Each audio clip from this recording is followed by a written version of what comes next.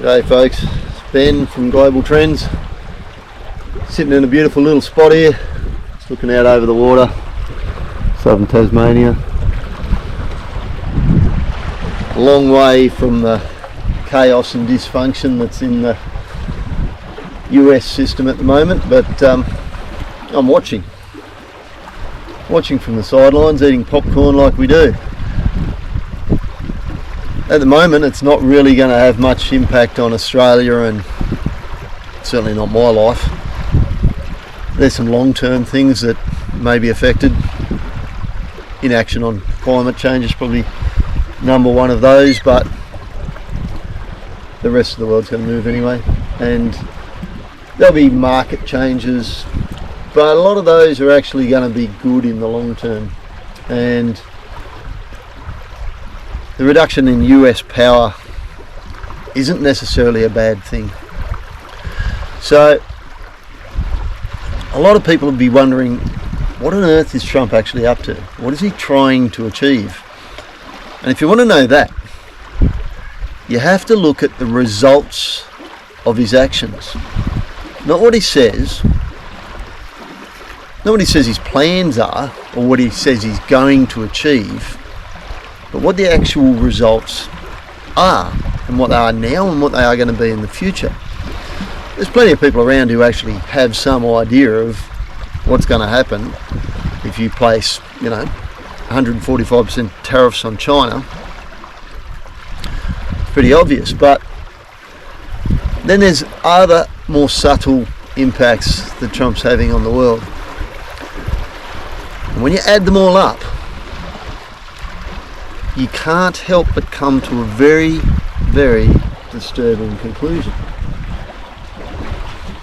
We'll have a start with the markets and their reaction to what he's doing. And the markets are telling us a couple of things. Now, the oil price has dropped. It's dropped three factors really. China's demand is dropping. OPEC has decided to maintain or increase production. They're not going to cut in response to a reduction in demand, and the market is factoring in a US recession. Now, if there's going to be a US recession, that means Trump's economic plan is going to result in a recession. Well, assuming that Trump's got some idea what he's doing, you got to ask why he would want to send the US into a recession. Now, I know in the short term, making the market bounce every couple of months is a great way for him and his mates to make money. They just buy when they drop it, and then they change their mind and it goes back up again and they get all the money. That's pretty simple. They've done that a few times now. They're doing it again now with this Europe tariff business. They haven't achieved anything aside from a market bounce with every crazy scheme that they've come up with and every announcement that has crashed the market, but they've made billions out of it. They're making money again now, so that's a pretty good way of making a lot of money. He's doing something weird with Apple now, saying that they have to build phones in America, or they're going to get a 25% tariff. They'd be better paying the tariff, because it's going to cost them a lot more to try and build phones in America. They're going to have to build factories for a start, but those phones will cost twice as much. So Apple's not going to benefit by building factories in America. They're going to lose, because their phones will be too expensive and nobody will buy them. They're going to pay the tariff if they have to, but they won't. We'll back down on that. It's probably a way of making the market bounce again and making Apple shares bounce so they can make some money off them. Maybe he's doing it company by company now, but it's not going to have any impact. And you've got this crazy jet from Qatar. It's illegal. You're not allowed to accept presents of other countries, of other governments, as any member of the administration. And he's making out that it's going to be a gift to the US government, but it's not, because at the end of his tenure, he gets it. He gets given a $350 million plane. That's illegal. But that's just one side of it. The other side of it is, what does Qatar want? Well, them and the Saudis want US weapons, and they're getting them. Okay, you might say, well, America benefits from that, but America's meant to be an ally of Israel. Now, I don't like Israel. I don't like what they're doing. I think they're genocidal maniacs at the moment, but US is meant to be on Israel's side, and selling billions of dollars of weapons to countries that want to see Israel wiped off the map is not what you do for your mates. But there's got to be a motivation there. Trump's making money, his mates are making money. That's a lot of money, a lot of profit, billions and billions in weapons. And does he care about Israel? I don't think so. He would rather be mates with more powerful allies in the region, in Qatar and Saudi Arabia, who should be in a lot of ways adversaries, not necessarily enemies, but not allies. They are not aligned philosophically with what Americans consider their values. But Trump doesn't care. He doesn't care about values. Then you got Ukraine. Why on earth, when Ukraine was so close to actually pushing Russia back out of the Donbass and out of Crimea eventually, why would America start backing off? They had Russia weakened, and by continuing this war, they will keep Russia weakened. Russia has lost most of its military in this. Their economy is shattered. They've got no way back. And with oil prices dropping, their oil revenue, which is their only real international revenue, that's dropping too, with gas. So this is the time to be far, far stronger if you want to defeat Russia and stop them from doing what they're doing. Because if they got Ukraine, they'll just keep going. And everybody knows it. Like, all of the neighbouring countries know that Russia has ambitions to rebuild the Soviet Union. Certainly Putin does. A lot of Russia couldn't give a stuff and didn't even realise that was the ambition.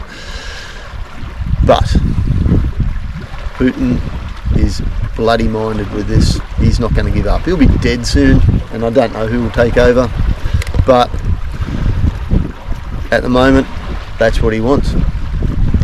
Why would America want that? You've got to really wonder where Trump's loyalty lies.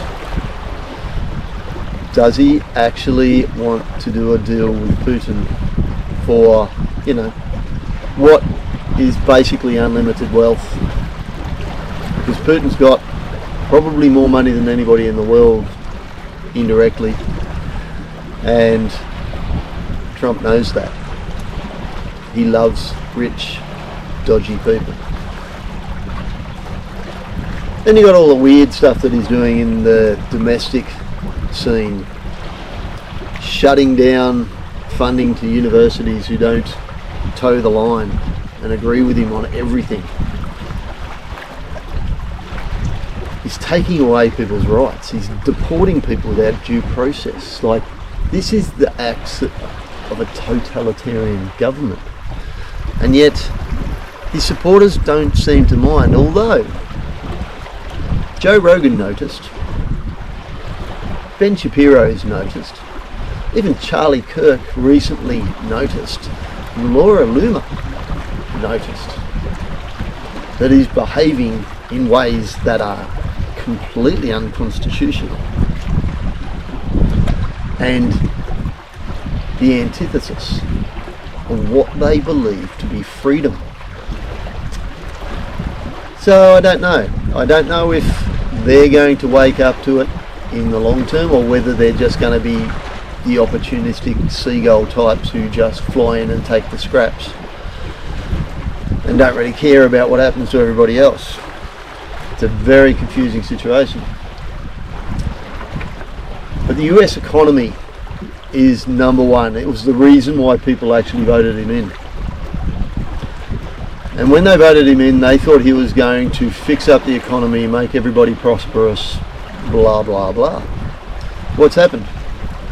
Well, US debt is spiraling out of control.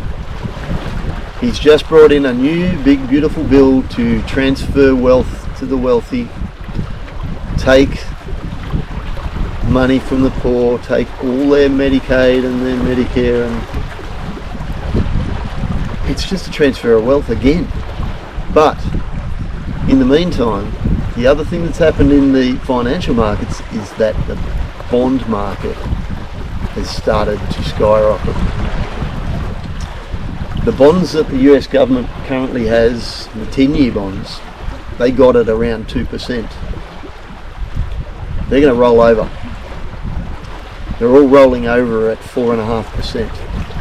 The 30-year bonds are rolling over at about 5.1%. That's going to spiral the US interest payments out of control. Now currently US interest payments have just exceeded what they spend on the military. It's about 15% of government spending. They've gone up to 15% of government spending at the moment. But they're expanding the debt rapidly. They're going to put another couple of trillion on in the next few years. And then they're going to pay twice as much interest on it as they used to. It's not going to be long before US interest payments are double what they're spending on the military and are approaching 50% of government spending. That's horrific. So Americans who are paying income tax will be giving half of it to the owners of government bonds, and they'll get nothing in return for that. Then another 15% they're still going to be paying to the military. Trump wants to increase that.